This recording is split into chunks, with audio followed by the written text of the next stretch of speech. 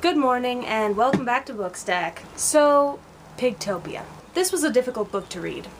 Not like it was difficult reading.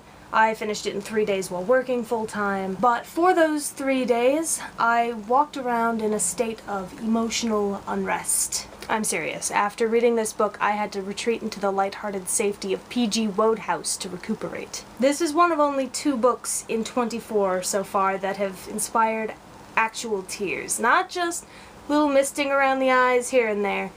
Tears. Okay, let's do this. So right away the blurb on the cover tells us that this will be a retelling of Mary Shelley's Frankenstein, but it doesn't hit you over the head with that. It doesn't have to. It just approaches the same issues of who is the real monster.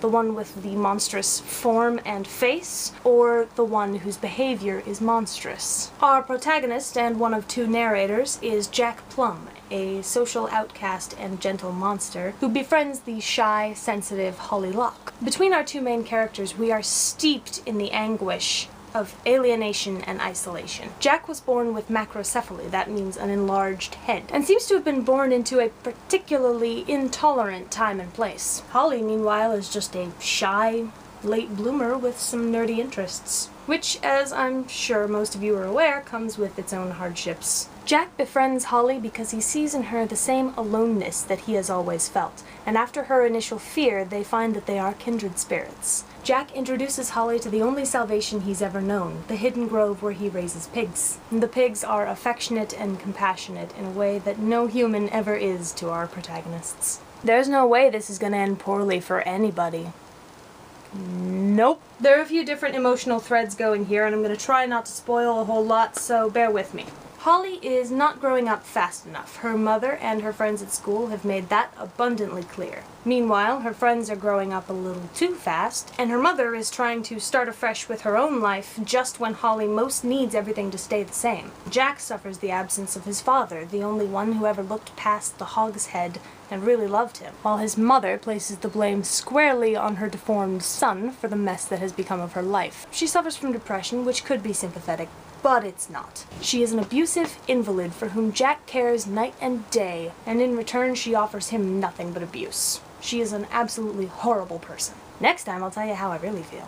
How Jack has managed to stay so pure in the face of her abuse is a miracle. I can point only to his pigs. They give him the affection that he never got from humans and provide Jack with someone to care for who actually cares for him in return. It's easy to underestimate the importance of that reciprocation to human emotional health, but you really can't overstate it. The fate of Jack's mother is horrific, no matter how earned it may be. This is not a book for the faint of heart, nor for the delicate of constitution. After a few brief moments in the sun, basically everything goes downhill for our protagonists. The walls that have protected them crumble, and they are left vulnerable to everything that the townspeople care to throw at them, which is everything.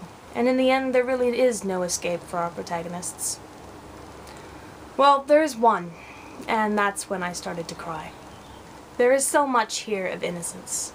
The wisdom of innocence, innocence marred, innocence slipping away. By demonstrating the extreme cases, this book cuts to the heart of the very human feeling of being different and isolated, of having feelings that you cannot share no matter how tumultuous, of the abject cruelty that humans are capable of visiting upon one another for the crime of not fitting the norm or of defying expectations. There is suffering, there is salvation, there is strength of spirit. My father used to say that the purpose of art was not to make you feel good, but to make you feel.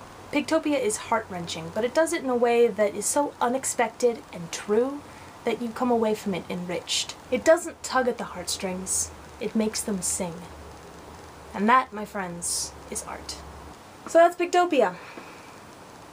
Read it if you really want your heart broken. I'm not sure what I'm going to review next week. I'm reading books a lot faster than I can review them. I might go ahead and do a hodgepodge review, or I might review these 3 books, which I read in sequence for a reason. Bye! That last video was really depressing, wasn't it? So I'm gonna show you Simon being cute. Check it out. It's Simon being cute, isn't he adorable? Giving himself a bath on my floor. Yeah, so hopefully that helped.